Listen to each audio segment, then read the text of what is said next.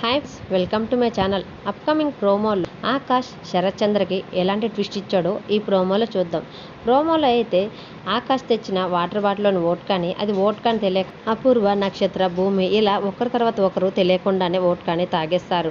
వాళ్ళ తర్వాత ఆకాష్ కూడా ఓట్కాని తాగటంతో అందరూ కలిసి హాల్లో చాలా సరదాగా సంతోషంగా డ్యాన్సులు వేస్తూ ఉంటారు.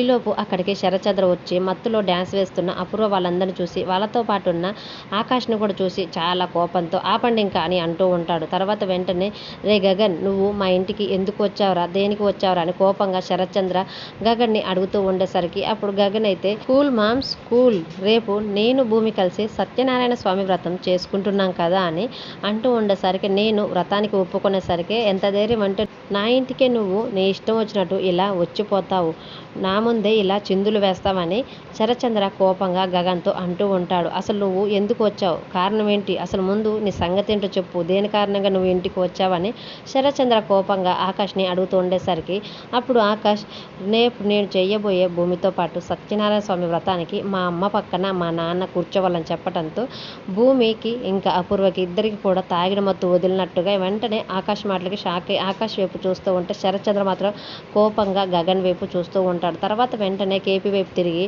ఆకాష్, నాన్న నీకు ఓకే కదా, అలాగే కదా అని అంటూ ఉండేసరికి కేపీ కూడా చాలా సంతోషపడుతూ అవును అన్నట్లుగా తలకాయ ఊపుతూ ఉండేసరికి శరత్చంద్ర మాత్రం కేపీ వైపు చాలా సీరియస్గా చూస్తూ ఉంటాడు. మరి శరత్చంద్ర సత్యనారాయణ స్వామి వ్రతాన్ని చేయడానికి ఒప్పుకుంది అక్కడుంది ఆకాశ గగన్ అని తెలుసుకోవటానికి వ్రతానికి ఒప్పుకున్నాడు. కానీ ఇప్పుడు గగన్ ఒక్కసారిగా శారద పక్కన కేపీ ఉండాలని కండిషన్ పెట్టడంతో సత్యేంద్ర ఎలాంటి నిర్ణయం తీసుకొని ఉన్నాడు, అసలు ఆకాష్ అలాంటి కండిషన్ ఎందుకు పెట్టాడు అనేది అప్కమింగ్ ప్రోమోలో చూద్దాం. వీడియో నచ్చితే ప్లీజ్ లైక్ చేసి మన ఛానల్ని సబ్స్క్రైబ్ చేసుకోండి. Thank you for watching.